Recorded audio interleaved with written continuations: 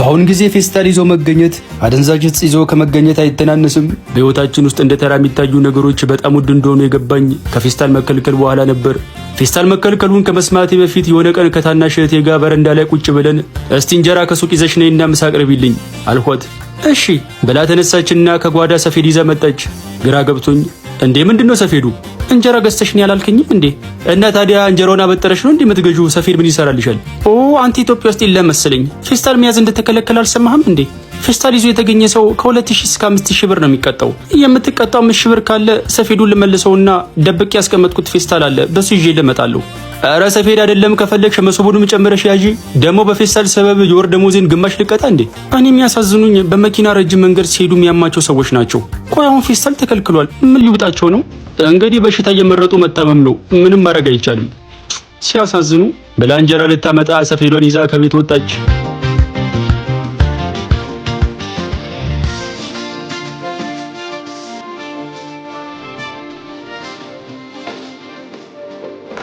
ከጓደኞቼ ጋር ቁጭ ብለን እያወራን ነው። ሁልጊዜ የሚያማርር አማረ የሚባል ጓደኛ አለን። ዛሬም እንደወትሮ ተክቶ እያማረረ ነው። ስምን መልአክ ያወጣል የሚባለውን አባባል ስሰማ እንዲህ ጨጓሬ እንደሚቃጠል እኮ። እንዴ ለምን? ለስሙ ስም ያማረ ነው፣ ግን ሁሌ ድል እንደጠመመ ነው። በቃ ወይ ምናልባት ያንተን ስም ያወጣል የተጣለው መልአክ ይሆናል ብለነው ትንሽ ተሳሳቅንና ቆያው ምን ገጥሞ ነው እንደዚህ የምታማርረው አለው አንደኛው ጓደኛችን።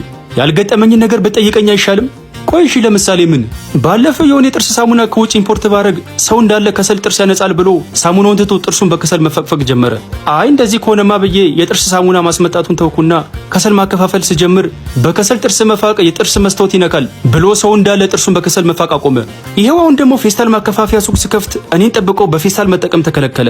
እርግጠኛ ነኝ ደግሞ ፍራሽ ማከፋፈል ብጀምር ሰው እንዳለ ፍራሽ ላይ መተኛት ለወገብ ጸር ነው ብሎ መደብ ላይ መተኛት ይጀምራል። ታዲያ ከዚህ በላይ ድል ጠማማነት አለ ብሎ ማማረር ጀመረ። ወይ በቃ ስምህን ካማረ ወደ አማረር አስቀይረዋ። እውነትህን ነው፣ እሱ ሳይሻለኝ አይቀርም። እኔ መልህ ግን ከዚህ ሁሉ ጣጣ መኪና አለ አይደል? ለምን እንደኔ ያንጎ መስራት አትጀምርም? ትክክል። ማንጎ ከክፍለ ሀገር እያስመጣው እዚህ ማከፋፈል ብጀምር ሳይሻል አይቀርም። ግን እድለቢስ ነኝ። እኔ ማንጎ ማከፋፈል ስጀምር ሰው ማንጎ መብላት ቢያቆምስ?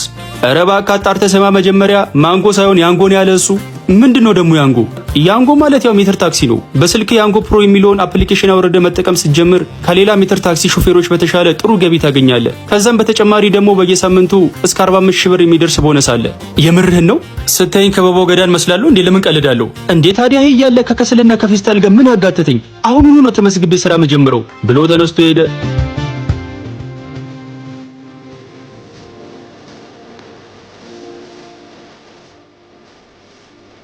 አገራባን ብዬ እጄን ጃኬቴ ኪስ ውስጥ ከትቼ እያፏጨው የተራመድኩ ነው። ድንገት ትከሻዬ ላይ የሆነ እጅ አረፈ። በድንጋጤ ወደ ኋላ ዞርኩ። አንድ እንደ ሰንደቅ ዓላማ መስቀያ ዘንግ የረዘመ ልጅ ፊት ለፊቴ ቆሞ እዮብ ዘማርያም አንቲ ጥበብ አድባር ጽሁፎች እኮ እንዴት እንደሚመቹኝ ጥበብ ድምጽ ማጉያ ይዛ ከናባት ስምን የጠራች በጣም ነው ማደንቅ። ፈርምልኝ። በጣም አመሰግናለሁ የኔ ጌታ። ለጊዜው ግን ያስኩት እስክሪብቶ ቀለሙ አልቋል። ምን ይሻላል? ለዛሬ ጻፍልኝ፣ ለነገ ገዛለሁ ብለህም ቢሆን ፈርምልኝ እንጂ መቼም የማላገኘውን እድሌንማ አላስመልጥም። ወይ ካልሆነ ለምን ፎቶ አንነሳም? እሱማ የተባረከን የተቀደሰ ሐሳብ ነው። ከወረቀት ጋር የተቆራኘው ሰው ስለሆንኩ ከፎቶ ይልቅ ፊርማ ይመሮ ላይ ቀድሞ ስለሚመጣ እኮ ነው። እሺ በቃ እንነሳ ብሎ ከኪሱ የሆነ ስልክ አወጣና በአፉ ትንፋሽ እየሰጠ ካሜራውን መጠራረግ ጀመረ። ካሜራውን እየጠረገ ከ5 ደቂቃ በላይ ቆየ። እሱ ካሜራውን ጠርጎ ሳይጨርስ መንገድ የሚያጸዱ እናቶች አንድ ሙሉ አስፋልት ጠርገው ጨረሱ። ወንድሜ በቃ ጠርገ ስጨርስ ጥራኝ በየቁጥሬን ሰጥቼው ሊሄድ ስል ፎቶአችን ጥራት እንዲኖረው እኮ ነው። በቃ ጨርሻለሁ፣ ይኸው ፈገግ በል ብሎ ስልኩን ፊት ለፊት የደቀነው። የስልኩ ስክሪን ውስጥ ራሴን ብፈልግ አጣሁት። ወደ ልጁ ዞርኩና ወንድሜ አንታይም እኮ ብዥ ብሏል። ይህንንም ያህል የጠራው ስለጠራረኩት ነው ብሎ የስልኩን ስክሪን 2 ጊዜ ተጫነውና ፈገግ ብሎ በቃ ተነስተናል አለና ስልኩን ወደ ኪሱ ከተተው። እሺ በቃ መልካም ቀን ብዬው ልሄድ ስል እንዴ አንተን የመሰለ የጥበብ አድባር አግኝቼ ዝም ብዬ ብፋታማ የጥበብ አምላክ ራሱ ይቀስፈኛል። እዚህ መታጠፊያ ጋር ቆንጆ ስጋ ቤት አለ፣ ጥሬ ጋብዛለሁ። ጥሬ ስጋ ልበላም ወንድሜ፣ ሆዲን ይረብሸኛል። በዛ ላይ ደግሞ ሮብ ነው፣ ጾም ነው። በቃ አሳ ነገር ትሞክራለህ። ኧረ እሱም ጾም አለው። በቃ ሽምብራ አሳም ቢሆን ትበላለህ ብሎ እንደ ሕፃን ልጅ አንድ እጄን ይዞ የጎተተኝ ይዞኝ ሄደ። እኔም በልቤ ምን ጉድ ነው የገጠመኝ እያልኩ ተከተልኩት።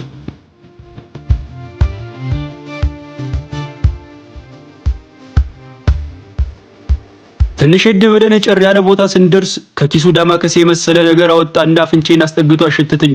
እኔም ጉንፋን ይዞኝ ስለነበር በደንብ አድርጌ ወደ ውስጥ ማኩት። 2 ጊዜ አስነጠስኩና ራሴን ሳትኩ።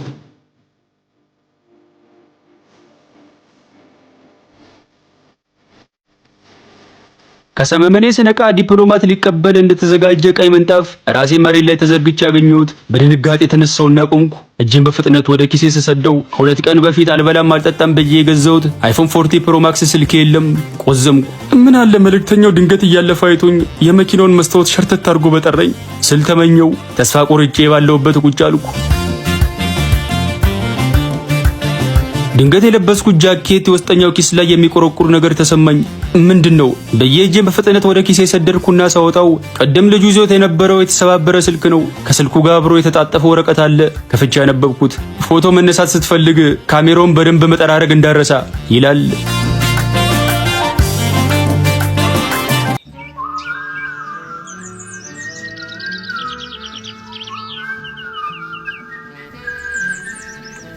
እዮብዬ ወዬ የኔ ገጣሚ ወዬ ቆይ ለምን ቶሎ ሽማግሌ ልክ አታገባኝም?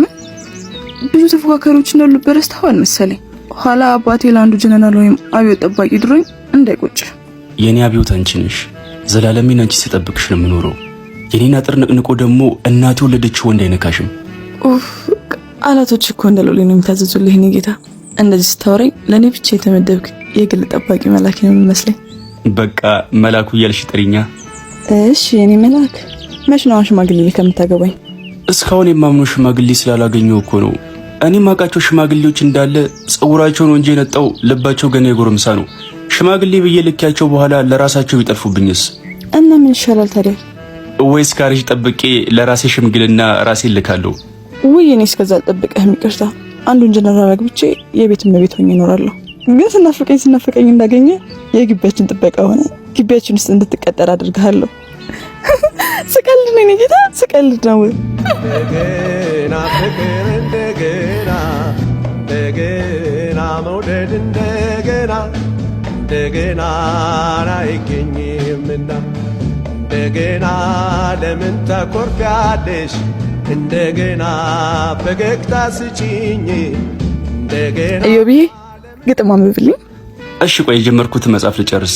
5 ገጽ ብቻ ነው የቀረችኝ። ልጨርሳትና አነብልሻለሁ። እንብየው አሁን ነው የምፈልገው። እሺ በቃ እኔ ጠላሻለሁ። ርዕሱ ነው እንዴ? እሺ ቀጥል። እኔ ጠላሻለሁ እንደ ጫማ ሽታ፣ ልክ እንደ በሽታ ጌታ በባሪያው ላይ እንደሚበረታ። እኔ ጠላሻለሁ እንደ ረጅም መንገድ ለሀብታም እንደ መስገድ፣ ከጠጡ በኋላ እንደ መንገዳገድ። እኔ ጠላሻለሁ ገንዘብ እንደ ማጣት፣ ዳገት እንደ መውጣት፣ ከያዘ እንደማይለቅ እንደ ጨካኝ ቅጣት። እኔ ጠላሻለሁ ልክ እንደ መልከስከስ፣ እምነት እንደ ማርከስ፣ ማስቲካ እያኘኩ ምላስ እንደ መንከስ። እኔ ጠላሻለሁ። አለቀ በቃ። እየሰደብከኝ ነው እንዴ? አሁን ግን ፈራሁኝ ጀመርሁኝ መብሰልሰል። ጠላውሻ በዛው ወድጄሽ ነው መሰል። ወይ ደስ ሲል።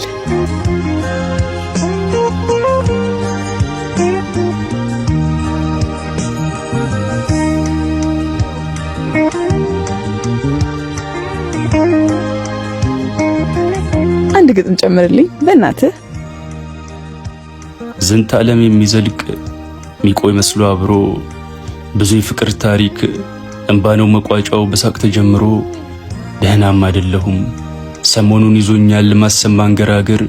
እንባ ይሆን እንዴ የኔን ያንቺም ማብቂያ የኔን ያንቺም ነገር። ባመነው ተከርቶ ፍቅሩ ገደል ገብቶ ሆዱን እየባሰው በመጨረሻ ላይ እኔ ወይስ አንቺ ማን ነው የሚያለቅሰው? ሁለታችንም አናለቅስም።